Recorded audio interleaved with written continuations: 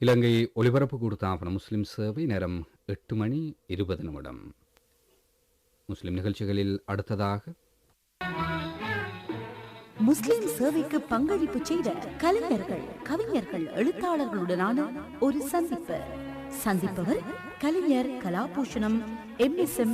ஜின்னா அவர்கள். சேவைக்கு பங்களிப்பாற்றி அதன் வாயிலாக மக்கள் மத்தியில் பிரபலமாகி முஸ்லிம் சேவைக்கு பெருமிதம் தேடித்தந்த நமது மூத்த எழுத்தாளர்கள், கவிஞர்கள், கலைஞர்களுக்கு கடம் கொடுத்து அவர்களின் அனுபவங்களை பகிர்ந்து பரவசமடைவதே எமது பாரம்பரியம் நிகழ்ச்சியின் நோக்கு. சந்தேகமே இல்லை, அத்தகையோரின் பட்டியல் மிகவும் நீளமானதே.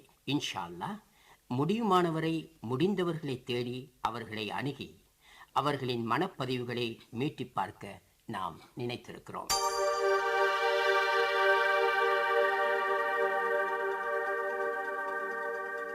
இன்று நம் நிலைய கலையகத்தில் முஸ்லிம் சேவைக்கு சிறுகதைகள், நாடகங்கள் எழுதி கவியரங்குகள், உரையாடல்கள் என பல்வேறு நிகழ்ச்சிகளில் பங்கேற்று தன் ஆளுமையை பதிவு செய்து தமிழ் உலகில் நன்கு பரிச்சயப்பட்ட ஓர் எழுத்தாளர், ஒரு பயிற்றுவிக்கப்பட்ட அறிவியல் துறை ஆசிரியர், பிறகு பிரதி கல்வி பணிப்பாளராக பணிபுரிந்தார். தனது எழுத்துப் பணிகளில் 2010களில் மணி விழாவும் கண்டு சாகித்ய விருதுகள் உட்பட பல்வேறு பரிசுகள் பெற்றவர். இலக்கியம் பேசும் இடங்களிலெல்லாம் இவர் பெயரும் நமக்கு கேட்கும். இவர் தென்னிலங்கை எழுத்தாளர் மத்தியில் பிரபல்யமான ஒருவர். இவரது எலிக்கூடு எனும் புதுக்கவிதை தொகுப்பு இலங்கையில் வெளிவந்த புது கவிதை தொகுப்புகளில் ஆரம்ப தொகுப்பாக திகழ்கிறது. இவரது எழுத்துப் பணிகளைக் கண்டு முஸ்லிம் சேவையும் பெருமிதம் அடைகிறது. ஆமாம் நேர்களே, உங்களது யூகம் சரியே. இங்கே அந்த பிரபல எழுத்தாளர், கவிஞர் திக்வலை கமால் அவர்கள். அஸ்ஸலாமு அலைக்கும் எழுத்தாளர் திக்வலை கமால் அவர்களே. வலைக்கும் சலாம். எங்களது அழைப்பினை அன்போடு ஏற்று இங்கு வந்திருக்கிறீர்கள். உங்களை நேசத்தோடு வரவேற்பதில் நாம் மகிழ்ச்சி அடைகிறோம். திக்வலை கமால் அவர்களே, உண்மையில் அது ஒரு பொற்காலம். அந்த நாட்களில் இலங்கை வானொலி மட்டுமே தன்னிகரில்லாத தனித்துவமான ஊடகமாக இருந்திருக்கிறது. அந்த காலகட்டத்திலேயே இலங்கை வானொலி முஸ்லிம் சேவைக்கு நாடகங்கள், சிறுகதைகள் எழுதி நேயர்கள் மத்தியில் பிரபல்யமாகும் அரிய வாய்ப்பு இறையோனால் உங்களுக்கு கிடைத்திருக்கிறது. இது பற்றிய உங்களது வானொலி முஸ்லிம் சேவையின் ஆரம்ப கால நினைவுகளை கொஞ்சம் மீட்டி பார்ப்போமா? முதலிலே இது சம்பந்தமாக சொல்வதாக இருந்தால், என்னுடைய எழுத்து வாழ்க்கை ஆரம்பித்து ஒரு சில வருடங்கள் கடந்த பின்புதான் வானொலியோடு நான் தொடர்புபட்டேன். அப்போது நான் நினைக்கிறேன் 1972ஆம் ஆண்டாக இருக்க வேண்டும். வானொலியிலே கவிஞர் மன்றம் என்ற ஒரு வாராந்த நிகழ்ச்சி நடைபெற்று கொண்டிருந்தது. அதனை அப்போது பொத்துவில் ஆசாத் மௌலானா அவர்கள் நடத்தி கொண்டிருந்தார்கள். ஒரு நாள் நான் எதிர்பாராத விதமாக ஒலிபரப்பு கூட்டுத்தாபனத்திலிருந்து எனக்கு ஒரு கடிதம் கிடைத்தது. அதனை பார்த்த பொழுது இந்த கவிஞர் மன்ற விசேட நிகழ்ச்சி ஒன்றில், அதாவது ஒரு பெருநாள் தினத்தை முன்னிட்ட ஒரு விசேட கவியரங்கிலே கலந்து கொள்ளுமாறு எனக்கு அழைப்பு விடுக்கப்பட்டிருந்தது. மிகுந்த மகிழ்ச்சியோடும் முன் அனுபவம் இல்லாமலும் அந்த நிகழ்ச்சியிலே நான் வந்து கலந்து கொண்டேன். அது ஒளிபரப்பாகிய போது, அதுவே என்னுடைய பிரதி மூலமாக என்றாலும் சரி, நேரடியாக என்றாலும் சரி, என்னுடைய முதல் நிகழ்ச்சி அதுவாகவே இருந்தது. அதனை தொடர்ந்து வானொலி நிகழ்ச்சிகளை கேட்பவராக நான் இருந்த பொழுதும் அதற்கு எழுதுவது சம்பந்தமாக என் மனசிலே ஒரு போதாமை இருந்தது என்று தான் சொல்ல வேண்டும். ஏனென்றால் அநேக மாணவர்கள் சொல்வது போல, வானொலிக்கு எழுதுகின்ற பொழுது அது எவ்வளவுதான் உன்னதமான படைப்பாக இருந்தாலும் கூட அது காற்றோடு கலந்து விடுகிறது, பதிவு இல்லாமல் போய்விடுகிறது. இந்த ஆதங்கம் பொதுவாக எல்லா படைப்பாளிகள் மத்தியிலும் இருந்து வருகிறது. உண்மைதான். இன்று பல பேர் சொல்கிறார்கள், நாங்கள் இப்படி விஷயங்கள் செய்திருக்கிறோம், இப்படி தொகுப்பு நிகழ்ச்சிகளை நடத்தியிருக்கின்றோம், இப்படி அற்புதமான நாடகங்களை, கவியரங்களை எல்லாம் நடத்தியிருக்கின்றோம், ஆனால் இன்று எதுவுமே எங்கள் கைவசம் இல்லை என்று அவர்கள் சொல்லிக்கொள்வார்கள். இருந்தாலும் இங்கே ஒரு செய்தியை பதிவாக்கிக் கொள்ள நான் ஆசைப்படுகிறேன். பல எமது மூத்த நேர்கள் நினைவிலே நிறுத்தி அதனை அசை போட்டுக் கொண்டிருப்பதை நான் அவதானித்துக் கொண்டிருக்கிறேன். உண்மைதான். அடிக்கடி பல்வேறு சந்தர்ப்பங்களிலே அறிவு சார்ந்தவர்களாக படித்தவர்களாக என்று இல்லாவிட்டாலும் மிக சாதாரண மனிதர்கள் கூட பல்வேறு நிகழ்ச்சிகளை நினைத்து அவர்கள் இப்படி மீண்டும் ஒரு யுகத்துக்கு நாங்கள் செல்ல முடியுமா என்றெல்லாம் யோசித்து கொண்டிருப்பதை நான் அவர்கள் வாயிலாலே கேட்டிருக்கின்றேன். ஆக இப்படியாக இந்த கவியரங்கினுடைய ஆரம்பத்தை தொடர்ந்து மெல்ல மெல்ல இந்த நிகழ்ச்சி மீதான என்னுடைய ஆர்வம் வெளிப்பட ஆரம்பித்தது. நீங்கள் முஸ்லிம் சேவைக்கு சிறந்த தரமிக்க நாடகங்களை எழுதியிருக்கிறீர்கள். நீங்கள் எழுதிய முதலாவது நாடகம் பற்றி உங்களால் இப்பொழுது நினைவுபடுத்த முடியுமா? நிச்சயமாக நினைத்து பார்க்க முடியும். நான் அப்பொழுது சிறுகதைகளும் சில தொடர்கதைகளும் எழுதி இலக்கிய துறையிலே ஒரு 10 ஆண்டு அனுபவம் உள்ளவனாக வந்துவிட்டேன் என்று சொல்ல வேண்டும். நான் முன்பின் சொன்னது போல இந்த வானொலிக்கு எழுதுவது சம்பந்தமாக என்னுடைய ஒரு மனநிலையிலே நான் இருந்த பொழுதும் என்னுடைய விடயங்களை ஆக்கங்களை பத்திரிகையில் வாசிப்பவர்கள், என்னுடைய சகோதர மக்கள், என்னிடம் படிக்கின்ற பாடசாலை மாணவர்கள், சக ஆசிரியர்கள் இப்படி பலருமே சொன்ன ஒரு விடயம், நீங்கள் பத்திரிகைகளுக்கு மாத்திரம் எழுதி போதாது, வானொலிக்கும் எழுத வேண்டும் என்பதை அவர்கள் வலியுறுத்தி கொண்டே வந்தார்கள். இது சம்பந்தமாக நான் என்னுடைய சமகால நண்பர்களோடு உரையாடிய பொழுது அவர்களும் இது ஒரு நல்ல ஊடகம், நீங்கள் நினைக்கின்ற விஷயங்களை அவர்களுக்குள் கொண்டு போவதற்கு இந்த வானொலியை நிச்சயமாக நீங்கள் பயன்படுத்த வேண்டும் என்று கேட்டுக்கொண்டார்கள். இந்த அடிப்படையில் தான் நான் அதனை ஏற்றுக்கொண்டு என்னுடைய முதலாவது நாடகத்தை வானொலிக்கு அனுப்பி வைத்தேன். ஆனால் அதில் எனக்கு ஒரு சிறிய ஒரு அனுபவம். அனுப்பி நான் 2 மாதங்கள் பார்த்து கொண்டிருந்தேன். அந்த வானொலி ஒளிபரப்பாவது சம்பந்தமாக எனக்கு எந்த கடிதமும் கிடைக்கப்பெறவில்லை. பிறகு நான் நினைத்தேன், என்னுடைய நாடகம் அது தரமில்லாததாக இருக்க வேண்டும், ஆகவே நான் இன்னொரு முயற்சி செய்வது தான் பொருத்தம் என்று நான் நினைத்தேன். இருந்தாலும் கூட நான் அன்று ஒரு கடிதம் எழுதினேன். இப்படி ஒரு நாடகம் நான் அனுப்பி வைத்தேன், அது சம்பந்தமான எந்த கடிதமும் எனக்கு வரவில்லை, நீ ஒளிபரப்பாகாத பட்சத்தில் அந்த பிரதியை நான் வேறு விதமாக பயன்படுத்த நினைக்கிறேன் என்று ஒரு கடிதம் அனுப்பினேன். அதற்கு எனக்கு ஒரு பதில் கிடைத்தது. நீங்கள் நேரில் வந்து காரியாலய நேரத்தில் எங்களை சந்திக்கவும் என்று எனக்கு ஒரு கடிதம் வந்தது. அதன்படி நான் நிலையத்துக்கு வருகை தந்தேன். தந்து நான் அந்த தகவலை கொடுத்தவுடன் என்னை உள்ளே அழைத்து சென்றார்கள். அங்கே முஸ்லீம் சேவையின் பணிப்பாளர் அவர்கள் VA கபூர் அவர்கள் அங்கே அமர்ந்திருந்தார். அவர் என்னை மிகவும் மகிழ்ச்சியோடும் சந்தோஷமாகவும் வரவேற்று அந்த நான் அனுப்பிய நாடக பிரதியை அவர் வெளியே எடுத்து அவர் எனக்கு ஒரு வார்த்தை சொன்னார். இந்த வானொலி ஒளிபரப்புகள் பல வயது தரத்தில் உள்ளவர்களும் அதனை நுகர்கிறார்கள், நேயர்களாக இருக்கின்றார்கள். சாதாரணமாக ஒரு 5 வயது பிள்ளையில் இருந்து ஒரு 75-80 வயது வரை உள்ளவர்களும் அதனை கேட்கிறார்கள். ஆகவே எங்களுடைய வானொலி மூலமாக நாங்கள் செய்கின்ற எந்த ஆக்கமாக இருந்தாலும் அது எல்லா தரப்பினருக்கும் ஏற்ற விதமாக பொருத்தப்பாடு அற்றதாக இருக்கக்கூடாது என்ற விடத்தை அவர் எனக்கு சுட்டி காட்டிவிட்டு என்னுடைய நாடகத்திலிருந்து சில இடங்களை அவர் ஏற்கனவே குறிப்பு எழுதப்பட்டிருந்தது, அந்த இடங்களை காட்டி, இப்போ இந்த விஷயம் ஒரு 5-7 வயது பிள்ளைக்கு இந்த இடம் பொருத்தமானதாக இருக்காது, ஆனால் அவர்களும் கேட்கத்தான் செய்கிறார்கள், ஆகவே நீங்கள் என்ன செய்ய வேண்டும் என்றால் அப்படி அந்த எல்லா வயது தரப்பினரையும் மனதில் கொண்டு சில இடங்களை நீங்கள் கையாள வேண்டும், அதை உங்களால் செய்ய முடியுமான்னு கேட்டார். நான் சொன்னேன், நிச்சயமாக முடியும். உடனே என்னிடம் பிரதியை தந்தார், நீங்கள் இதை கொண்டு போங்க, திரும்ப வாசிச்சுட்டு அந்த அடிப்படையில் சில மாற்றங்களை நீங்கள் செய்து கொண்டு வாருங்கன்னு சொன்னார். இப்போ அந்த நேரத்தில் நான் விலகி கொண்ட விஷயம், நாங்கள் பத்திரிகைக்கு எழுதுவது போல் அல்லாமல் இந்த வானொலிக்கு எழுதுவதற்கு சில கட்டுப்பாடுகளை, சில ஒழுங்கு விதிகளை நாங்கள் கைக்கொள்ள வேண்டும் என்ற உண்மை எனக்கு விளங்கியது.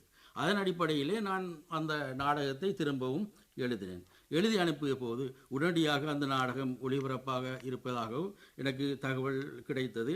அந்த நாடகம் ஒரு புதிய ஜீவன், இதுதான் அந்த நாடகத்தினுடைய தலைப்பு, ஒரு புதிய ஜீவன்.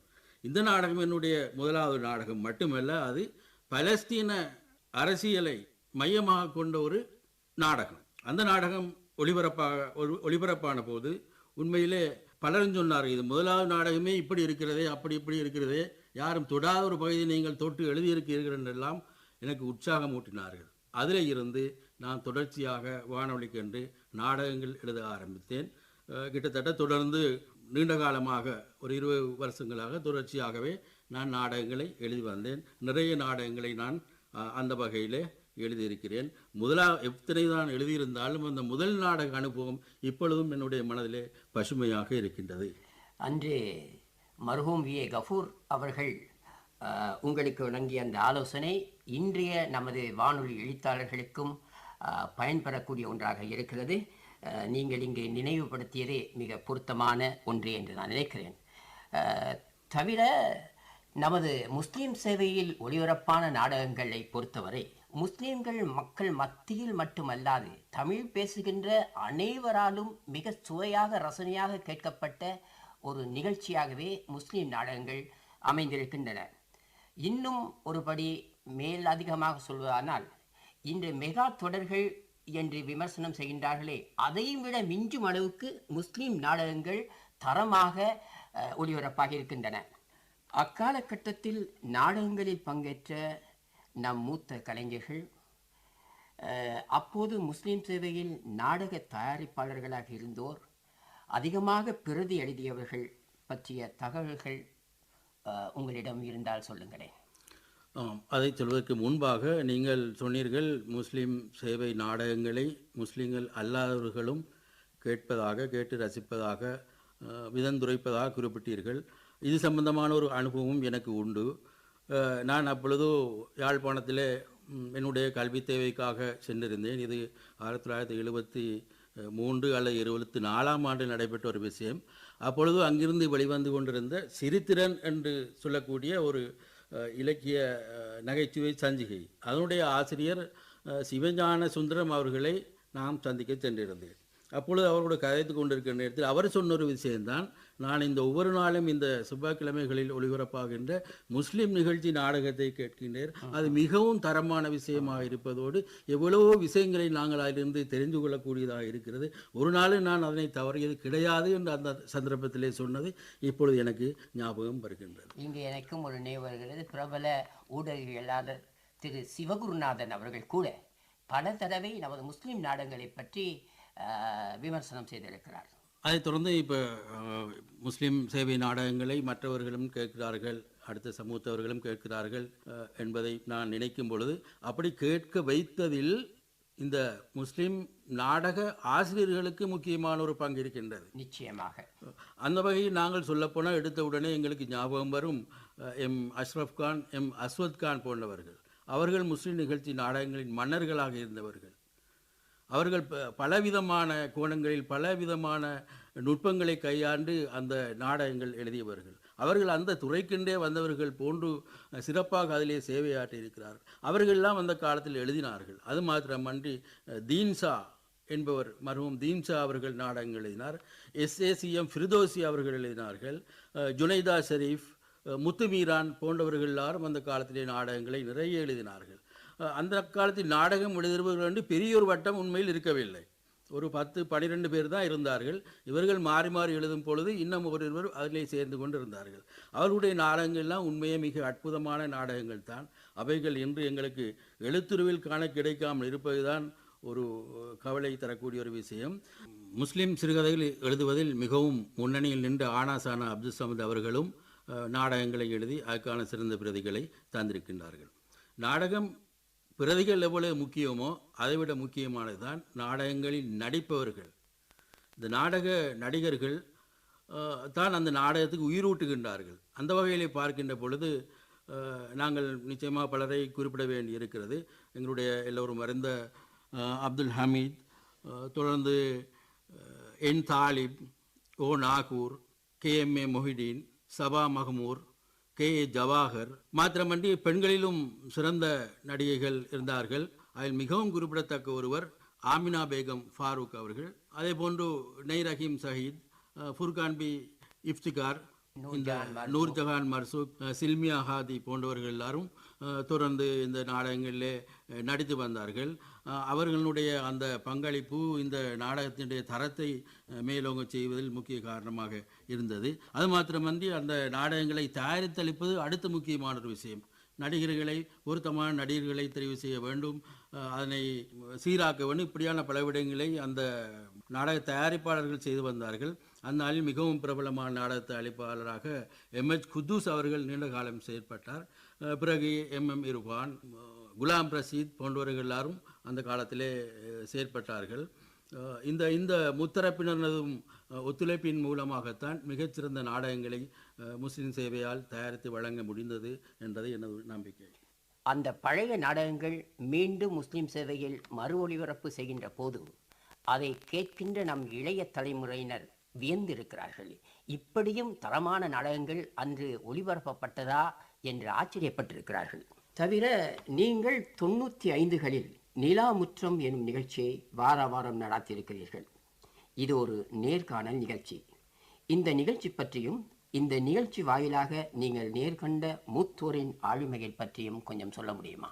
இந்த நிகழ்ச்சியும் எங்களுடைய நாட்டின் கலைஞர்களை, முஸ்லிம் கலைஞர்களை, எழுத்தாளர்களை, கவிஞர்களை நேயர்களுக்கு அறிமுகப்படுத்த வேண்டும் என்ற நோக்கத்திலேயே இந்த நிகழ்ச்சி ஆரம்பிக்கப்பட்டது.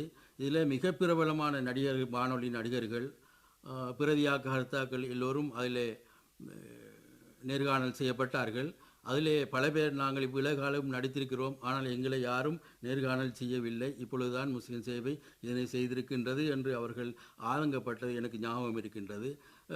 அநேகமாக மிக முக்கியமான படைப்பாளிகள், ஆளுமைகள் எல்லோரும் அங்கே வந்து கலந்து கொண்டார்கள். எஸ்எம்ஏ ஹசன் அவர்கள், பேராதனை சர்வநிசா அவர்கள், காலஞ்சென்ற கவிஞர் அன்பு முஹைதீன், பாவலர் ஃபசில் காரியப்பர் போன்றவர்கள் எல்லோருமே அதில் கலந்து கொண்டார்கள்.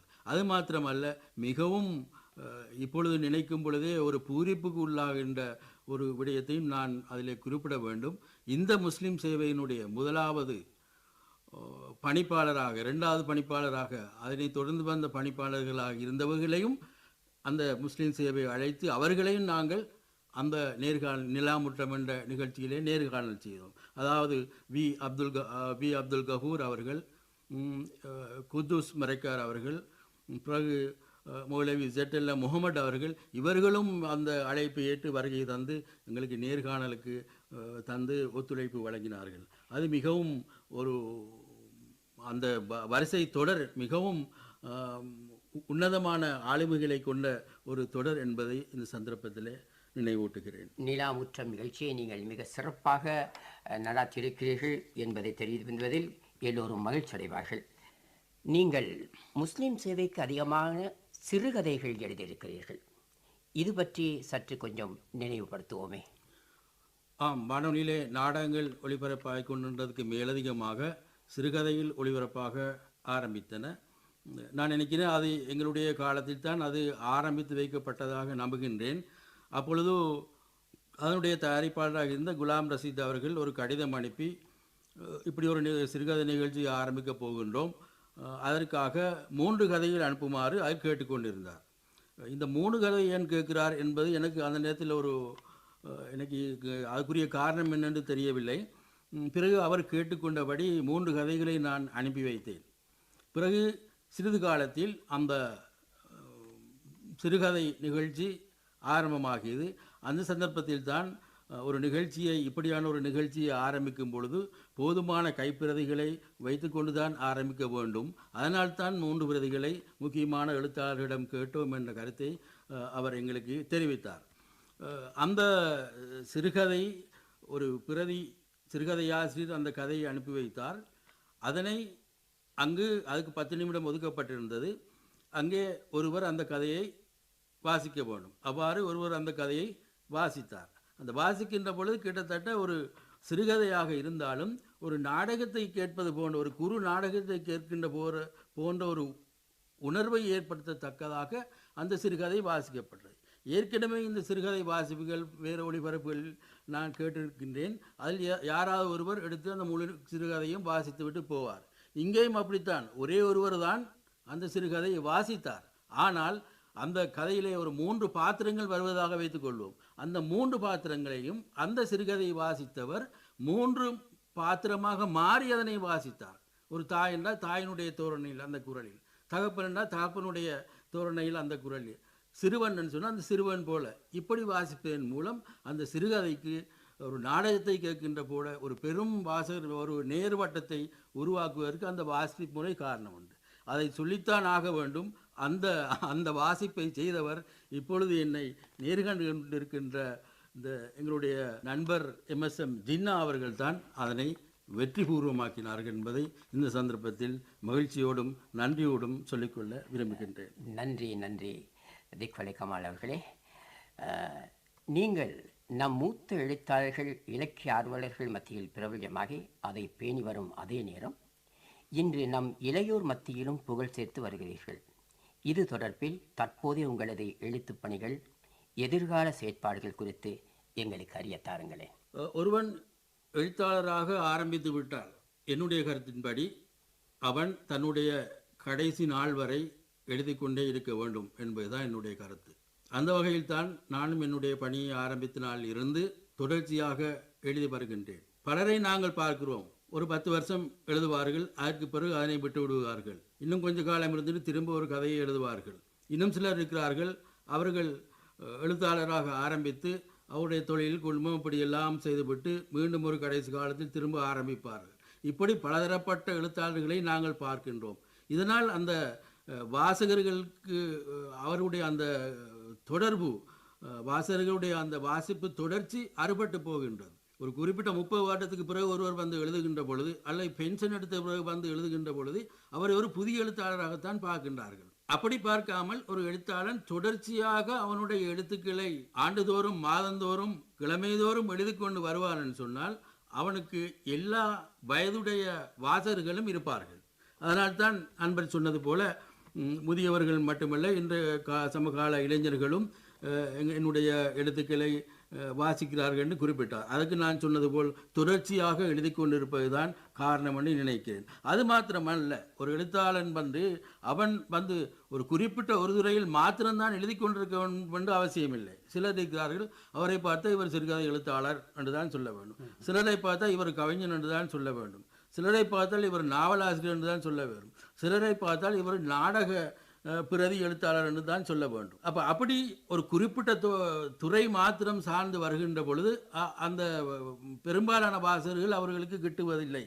ஆகவே பல துறைகளிலும் பல முகங்களோடு அவன் அந்த எழுத்து துறைக்கு வருகின்ற பொழுது அவனுக்கு நிறைய வாசகர்கள் இருப்பார்கள். தொடர்ச்சியாக மாறி மாறி பல விடயங்களை எழுதக்கூடியதாகவும் இருக்கின்றது. அந்த வகையில் தான் தொடர்ச்சியாக நான் என்னுடைய எழுத்தை செய்து வந்திருக்கின்றேன். என்னுடைய சிறுகதை தொகைகள் வந்திருக்கின்றன, நாவல்கள் வந்திருக்கின்றன, கவிதை தொகைகள் வந்திருக்கின்றன. இப்படி பல சிறுவர் இலக்கியங்கள் இப்படி நிறையவே வந்திருக்கின்றன.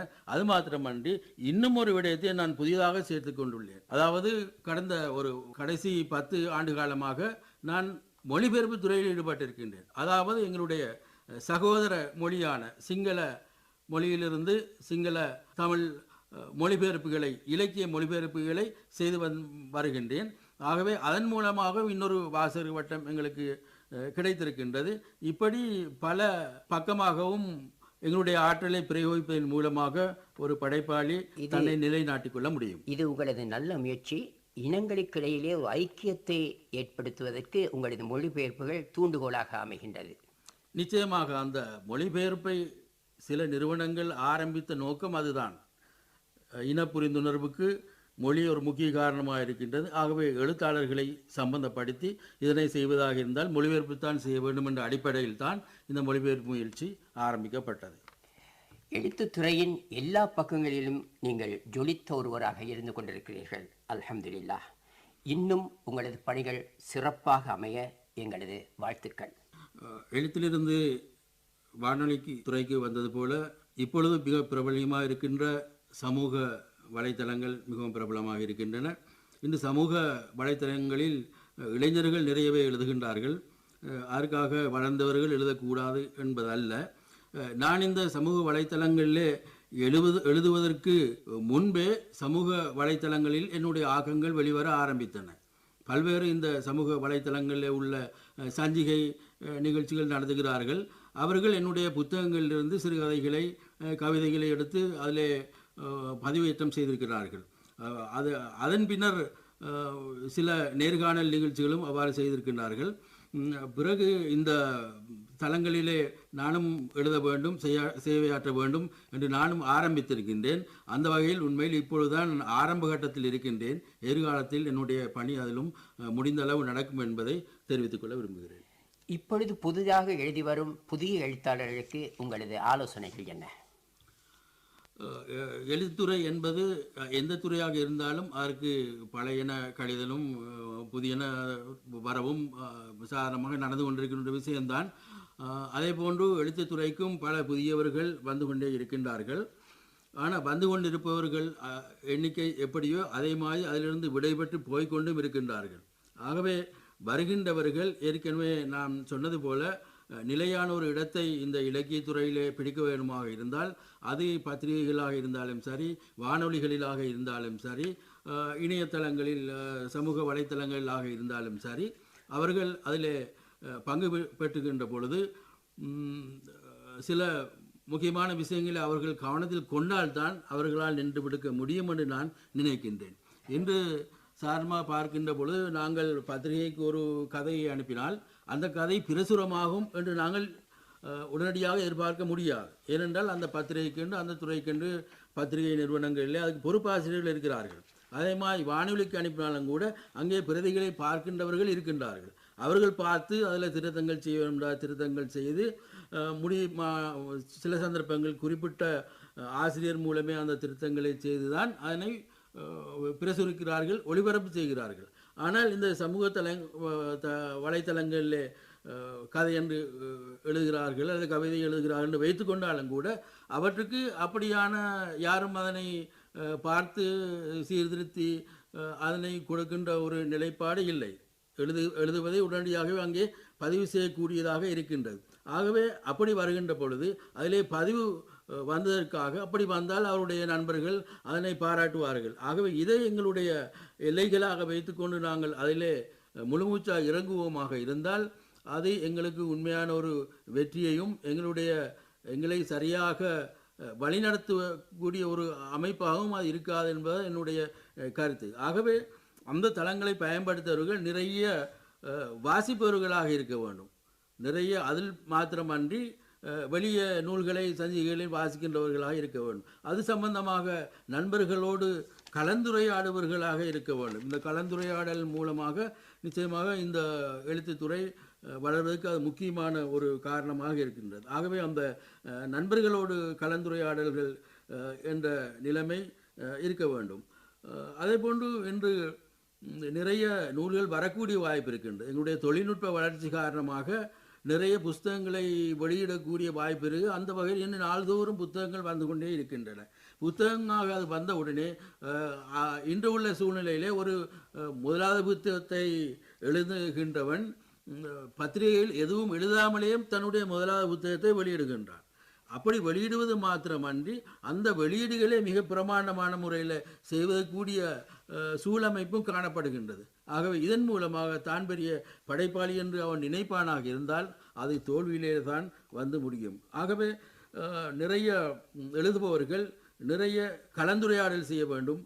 மூத்த எழுத்தாளர்களோடு கவிஞர்களோடு அது சம்பந்தமாக உரையாடல் வேண்டும். இப்படிப்பட்ட ஆய்வரங்குகள், அது சம்பந்தமான நூல்கள், ஆய்வுகளை அந்த நிகழ்வுகளில் கலந்து கொண்டு அதனை அவதானித்து பல விடயங்களை உள்வாங்கிக் கொள்ள வேண்டும். இப்படியெல்லாம் செய்து கொண்டு போகும் பொழுதுதான் அவர்களுடைய படைப்புகள் மிகச்சிறந்ததாக வரும். ஆகவே இன்று பத்திரிகையிலோ சஞ்சிகையிலோ அல்லது இணையதளங்களிலோ வெளிவந்தது என்பதற்காக அவர் ஒரு உன்னதமான படைப்பாளியாக முடியாது. அவர் உன்னதமான படைப்பாளியாக வர வேண்டுமாக இருந்தால் அவர் பலரையும் அனுசரித்து பல வாசிப்புகள் செய்து கலந்துரையாடல் செய்து ஆய்வுகளில் சம்பந்தப்பட்டுத்தான் தன்னை வளர்த்து கொள்ள வேண்டும். அந்த நிலைக்கு எங்களுடைய எழுத்தாளர்கள் வருவார்களாக இருந்தால் நல்ல படைப்புகளை நாங்கள் பெற்றுக்கொள்ள முடியும். நன்றி. மூத்த எழுத்தாளர் கலாபூஷணம் திக்வலை கமால் அவர்களே, உங்கள் சிரமத்தை பாராமல் இங்கு வந்து அரிய பல கருத்துக்களை அள்ளி வழங்கினீர்கள். இதய ஆழத்து நன்றி.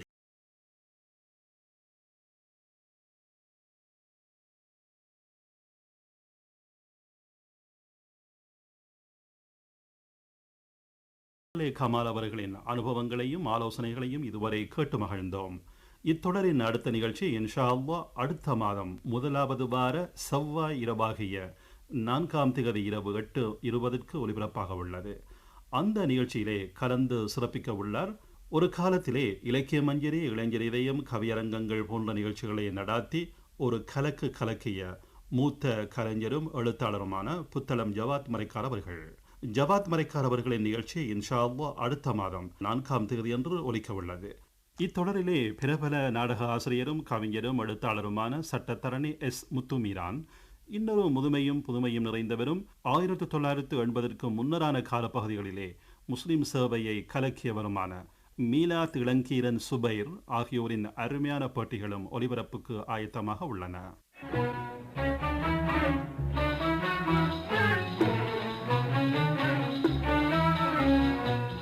முஸ்லிம் சபைக்கு பங்களிப்பு செய்த கலைஞர்கள், கவிஞர்கள், எழுத்தாளர்களுடனான ஒரு சந்திப்பு நிகழ்ச்சி பாரம்பரியம் கேட்டீர்கள். சந்தித்தவர் கலைஞர் கலாபூஷணம் MSM ஜின்னா அவர்கள். நிகழ்ச்சி தயாரிப்பு SM ஹனீஃபா.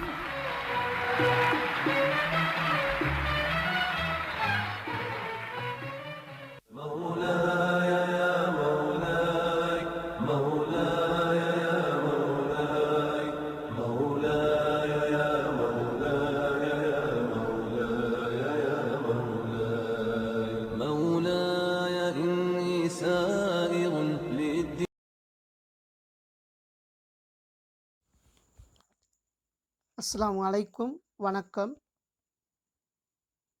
தமிழ்ச்சுடர் யூடியூப் தளத்திற்கு வருகை தந்திருக்கின்ற உங்கள் அனைவரையும் அன்புடன் வரவேற்கின்றேன். அன்பு மாணவர்களே, இன்று நாங்கள் தமிழ் மொழியும் இலக்கியமும் தரம் 10 வருகின்ற திக்வலை கமால் கவிஞரும் பிரபல எழுத்தாளருமாகிய திக்வலை கமால் அவர்களுடைய நேசம் மறவா நெஞ்சம் என்ற சிறுகதையை பார்க்க இருக்கின்றோம். இன்றைய காணொளியில் அந்த சிறுகதையை முழுமையாக உங்களுடன் பகிர்ந்து கொண்டு தொடர்ந்து வருகின்ற காணொளியில் இந்த சிறுகதை பற்றிய விளக்கங்களை குறிப்பிடலாம் என்றிருக்கிறேன். எனவே தொடர்ந்து இந்த சிறுகதையை செவிமடுக்குமாறு அன்புடன் கேட்டுக்கொள்கின்றேன்.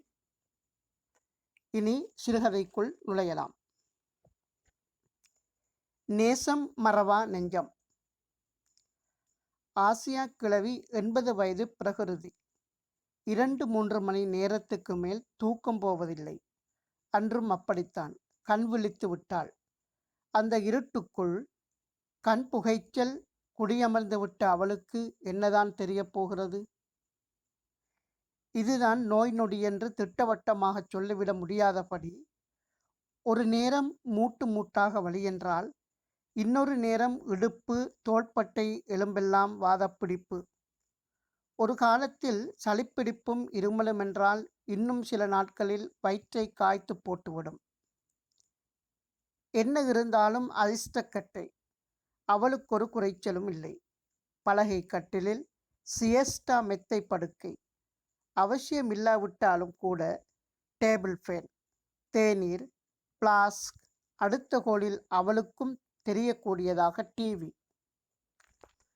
அவள் திருமணமாகி குடிபோகும் பொழுது வெறும் களிமண் வரிச்சு விடுதான். பிள்ளை குட்டிகளை பெற்று போட்டதும் இங்குதான். பிள்ளைகள் வளர்ந்து சம்பாதித்து நவீன வீடாக என்ன மாதிரிதான் கட்டி போட்டு விட்டார்கள். தூரத்தை எழுந்த வாகன இரைச்சல் படிப்படியாக அதிகரித்து வீட்டு முன்பாதையை உடறுத்து அவள் செவிப்பறையில் அதிர மோதிக்கொண்டு விரைந்தது. 4 மணி கொழும்பு பஸ்தான் அது என்பது அவளுக்கு புரிந்துவிட்டது.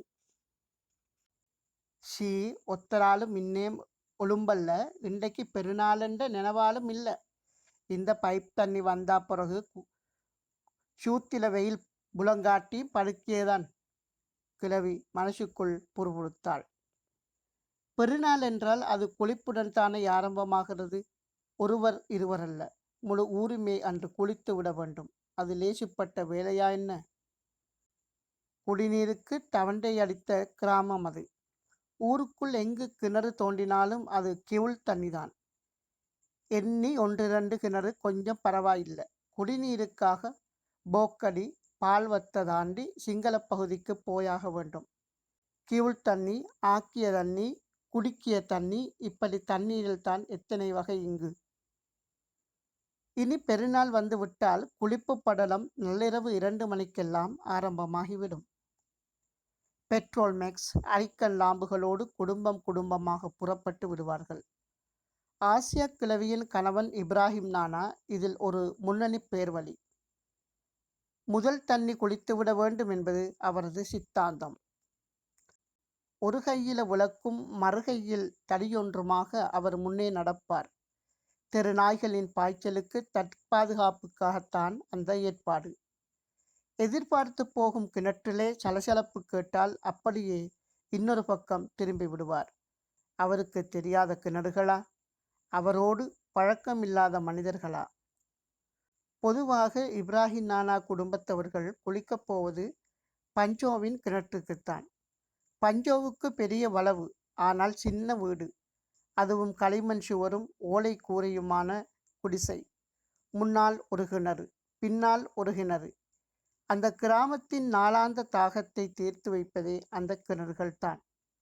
அந்த நீருக்கு அப்படியொரு குளிர்ச்சியும் சுவையும். பஞ்சோவும் இப்ராஹிம் நானாவும் நல்ல நண்பர்கள். முதலிலேயே குளித்துவிடும் இப்ராஹிம் நானா மரக்குற்றியில் அமர்ந்து பஞ்சோவோடு சிரித்து சிரித்து கதைத்து கொண்டிருப்பார். சில நேரங்களில் இருவருமாக கசட்டையும் கருப்பட்டியும் சுவைப்பார்கள். பஞ்சோவின் மனைவி நொங்கஹாமியும் ஆசியாவும் கூட நெருக்கமாகிவிட்டார்கள். சுற்றிவர தென்னை மரங்கள், இடையிடையே பலாமரம், கொய்யா, குரக்கா, ரம்பை பற்றை பார்க்க கண்கொள்ளா காட்சி. அவ்வப்போது ஆசியாவுக்கு பலாக்காய், தேங்காய்கள் கூட அன்பளிப்பாக கிடைத்துவிடும். உம்மா வாப்பாவோடு வரும் சிறுசுகள் குளித்து முடிந்தால் கொரக்கா, புளியங்காய் பொறுக்குவதில் நேரத்தை கடத்தி விடுவார்கள். குளிக்க வரும் குடும்ப பெண்கள் அத்தனை பேருக்கும் ரம்பை தாராளமாக.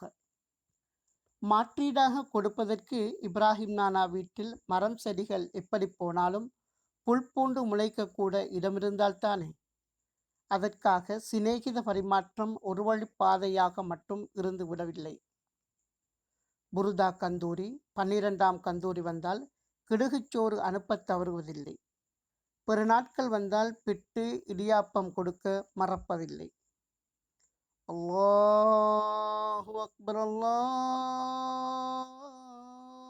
அக்பர். சுபகுக்கான அதான் வான் அலைகளினூடே கம்பீரமாக எழுந்தது. முக்கி தடுக்கி ஆசியா கிழவி முதுகு நிமிர்த்தி சுவரோடு சாய்ந்து கொண்டாள். இருட்டுக்குள்ளேயே முக்காட்டை வேறு இழுத்து போட்டு கொண்டாள். பல்ப் ஒளிர்வும் உம்மா என்ற குரலும் ஒன்றாக நிகழ்ந்தன. இப்பவா எலும்பிய? பெருநாளண்ட கண்டாலும் புள்ளகுட்டி நேர காலத்தோடு எலும்போனுமேன், ஆதங்கத்தோடு சொன்னாள் கிழவி. எங்கட காலத்தை போல பிட்டத்தனி கிரிநெலிக்கு குளிக்க போகவா? இப்ப வீட்டுக்குள்ள தண்ணி, நினைச்சு முழிச்சாத்தான் எலும்பியண்டும். கடையாப்பம் சுடுகியது கண்டு நான் எழும்பின. ஆசியா கிழவின் ஒரே மகள் அஸ்மியாதான் அவள். ஆண் பிள்ளைகள் இருவரும் வீட்டை கட்டி சீதனமாக அவளுக்கு கொடுத்துவிட்டு இடம்பெயர்ந்து விட்டார்கள். அஸ்மியாவுக்கும் இப்போது கல்யாண வயதில் பிள்ளைகள். ஆசியா கிழவி கட்டிலோடு கட்டிலாய், பேரன் பேத்தி டிவியும் டெக்குமாய். முழு குடும்ப பொறுப்பும் நடத்துகையும் அஸ்மியாவின் தலையில்தான். குசினிக்குள்ளே கேசடுப்பு உஸ் உஸ் என்று எரியத் தொடங்கியது. பிள்ளைகளின் விருப்பத் தேர்வுக்கேற்ப இடியப்பம், பிட்டு, இறைச்சி, பிஸ்டேக், மீன் குழம்பு இத்தியாதிகள் தயாராகி கொண்டிருந்தன. மகள் அஸ்மியா, கிழவிக்கு ஏதோ ஒரு யோசனை. என்னத்தியனும்மா? குசினியிலிருந்து அவள். பஞ்சோடு வீட்டுக்கு கடையாப்பம் அனுப்பணும் மகள், மறக்காம போட்டு கட்டி வைங்கோ. சரி சரி, நினைவிக்கு. நேற்று இரவிலிருந்து பஞ்சோ வீட்டுக்கு கடையாப்பம் அனுப்புவதை தவிர வேறெந்த நினைவும் இல்லை கிழவிக்கு. வருஷக்கணக்கான நடைமுறையிலிருந்து வரும் விஷயம் அப்படி லேசாக மறக்கப்பட முடியுமா என்ன? இப்போது வீட்டுக்குள்ளும் வெளிச்சம் அத்துமீறி பிரவேசிப்பதில் ஆர்வம் காட்டியிருந்தது. பாதையில் கலகலப்பு களை கட்டியது. இடைவிடாத வாகன இரைச்சல் இருபுறமும். அந்நாட்களில் கால்நடையாக பெரும் பகுதியினர் குளிக்கப் போவதற்கு புறம்பாக கார் பிடித்து குளிக்கப் போகும் ஒரு கூட்டமும் உண்டு. 2-3 மைல்களுக்கு அப்பால் ஊராகம், கொடகும்புர போன்ற இடங்களுக்கு போவார்கள். நெய்னார் முகம்மது நானாவிடம் ஒரு பெரிய EL கார் இருந்தது. அது 5 மணி முதல் 8 மணி வரை ஒரு ஸ்பெஷல் சர்வீஸ் செய்யும். பொடியன்மார்களை சுமந்து கொண்டு அந்த கார் புள்ள பகுத்துக்காரி மாதிரி போவதும் வருவதுமாக இருக்கும். இன்னுமா கடையாப்பம்? அஸ்மியா 2 கைகளாலும் தாங்கிக் கொண்டு வந்து முன்மேசையில் வைத்த போதுதான் ஆசியா கிழவியின் நெஞ்சிலே ஒரு நிமிர்வு. கொதிப்பால் வச்சா மகள்? கொதிப்பால் மட்டுமல்ல, அவர் கொண்டு வந்த கேக்கு, வாழைப்பழம் வச்சிக்கு. கிழவியின் உள்ளம் குளிர்ந்து போய்விட்டது. இப்பொழுதுதான் பெருநாளின் புத்துணர்வு அவளுக்குள் ஜுவலித்தது. கூடவே இன்னொரு பிரச்சினை, அதை வேலைக்கு அனுப்பிவிட வேண்டுமே. அப்போதுதான் ஷவரில் குளித்துவிட்டு ஈரம் சொட்ட சொட்ட வந்தாள் பேத்தி. உம்மம்மா குளிக்கியல்லையா? கொள்ளையில சுடுதண்ணி வச்சிக்கு. குளிக்கோணும் தான் மகள். நீங்களியல் குளிச்சத்துக்கு எனக்கேலுமா? கொஞ்சமா வெயில வரட்டே. அது சரி புள்ள, இந்த கடையப்பத்தை பஞ்சோடு வீட்டுக்கு கொஞ்சம் அனுப்பப்பாரே என்று வேண்டினாள் இரக்கமாக. அப்போதுதான் மேசையை உற்று பார்த்தாள் அவள். பெருநாள் உண்டு வந்தா உங்களுக்கு இருப்பிடமில்லை. பஞ்சோ பஞ்சோ பஞ்சோ என்று இறைந்தவள், கிழவி மௌத்தான பிறகுதான் பஞ்சோ கரைச்சல் முடியுத என்று வாய்க்குள் புறுபுறுத்தபடி விசுக்கென்று முன்வாசலுக்குள் நடந்தாள். பெருநாளொண்டு வந்தா உங்களுக்கு இருப்பிடமில்லை. பஞ்சோ பஞ்சோ பஞ்சோ என்று இறைந்தவள், கிழவி மௌத்தா போன பிறகுதான் பஞ்சோ கரைச்சல் முடியுத என்று வாய்க்குள் புறுபுறுத்தபடி விசுக்கென்று முன்வாசலுக்குள் நடந்தாள். இலசுகளின் சுபாவம் இப்படித்தான் என்று கிழவிக்கு தெரியாதா என்ன? அவளுக்கு 5-6 வயதாகும் போதே உலகம் புரியும் முன்பே ஊருக்கு பைப் வந்து விட்டது. அதனால் குளிப்பு கஷ்டமோ குடிநீர் பிரச்சினையோ அவளுக்கு புரியாததுதான். பஞ்சோ போன்றவர்களின் தொடர்பும் அந்நியோன்யமும் தெரியாததுதான். என்று பெருமூச்சு விட்டபடியே அடுத்த மீனுக்கு வலை வீசி நின்றாள். மீன் வந்தே விட்டது. மகன், உனக்கு நன்மை கிடைக்கும். இதை கொஞ்சம் பஞ்சோடு வீட்டுக்கு கொடுத்துட்டு வா புள்ள.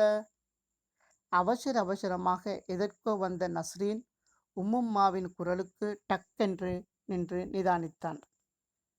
நாங்க தொழுதிட்டு ட்ரிப் போக போறோம்மா. எனக்கு எத்தனையோ வேலிக்கு தாரச்சரி அனுப்புங்கோ. பதிலுக்கு காத்திருக்காமல் வந்த வேகத்தில் போயே விட்டான். இனி யாருக்குத்தான் சொல்வதென்ற ஏக்கம் அவளுக்கு. கொடுப்பதை நேரகாலத்தோடு கொண்டு போய் கொடுத்தால்தானே பிரயோசனம். பங்சோவோ இப்ராஹிம் நானாவோ இன்றில்லைதான். ஆனால் ஆசியா கிழவியும் நொங்கஹாமியும் இன்றும் இருக்கத்தான் செய்கிறார்கள். இருவருமே கட்டிலே தஞ்சமென கிடப்பவர்கள்.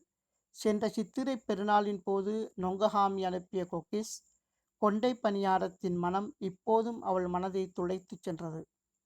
எங்களோடு இந்த உறவும் அறந்து போய்விடுமே என்று துணுக்குற்றாள்.